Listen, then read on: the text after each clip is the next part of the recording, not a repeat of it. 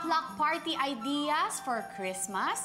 Sagot namin kayo mga ka-Kitchenomics. Today, we are making 2 new fun and worry-free na potluck dishes na kayang gawin in less than 15 minutes para talaga na ma-happy ang holidays ninyo. So, ang ating first dish ay ang chorizo and olive pasta. Lulutuin lang natin itong chorizo. Ang gamit natin for this dish is Spanish chorizo. Available naman po ito sa mga major supermarkets.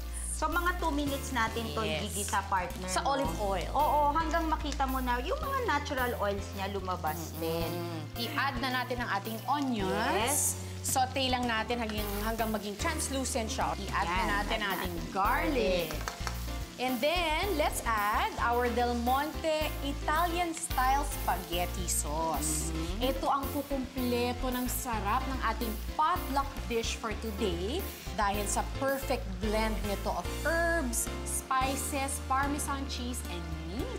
Tapos, let's bring it to a boil. Siguro mga 3 minutes, partner. Pwede na natin i-add yung ating green and black olives. Yes. Alam mo yung olives, no? Ang ganda-ganda niya kasi na-enhance niya yung color at yung flavor. Maasim-asim na maalat-alat. Bagay na bagay. Plus yung texture, di ba? Ang olives po, mga ka-Kitchenomics, available po yan sa major supermarkets. May mga smaller bottles yan. Partner, ready na yung sauce mo. Ang bilis, yes, diba? Ready na tong sauce Oo, natin. add na natin ang ating pasta. Wow, Spaghetti.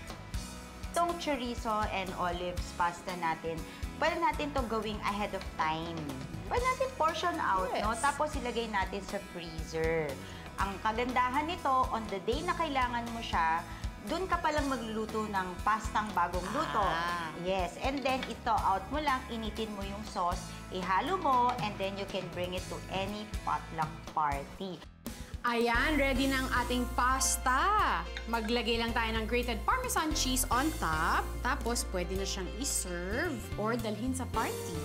Kung mabilis yung pasta natin kanina, mas mabilis pa tong ating potluck dessert. Yes. Ang Fiesta Meringue layers. Wow! So, ang una natin gagawin, tuturuan natin sila mag-whip ng cream. Uy, tamang-tama. Kumuha tayo ng chilled na bowl. Okay. So, yung chilled na bowl, ang ginagawa natin, pwede natin 30 minutes ilagay dun yung cream, tapos ilagay natin sa freezer.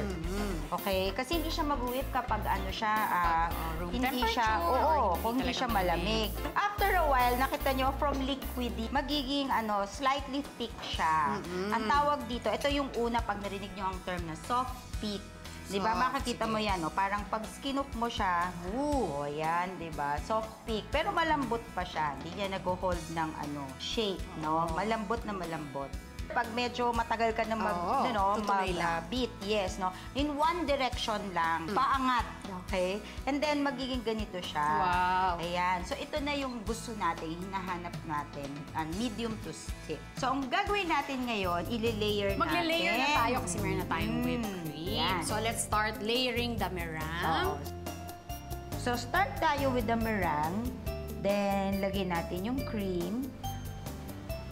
Sundan ng Del Monte Fiesta Fruit Cocktail na magbibigay ng healthy twist sa ating dessert. So, tuloy lang natin ng layering, no? Until you fill the container. And then, drizzle natin to with strawberry syrup. Yan. So, there you have it. Our Fiesta Meringue layers. Ang bilis-bilis lang gawin. Partner, let's try our potluck creations.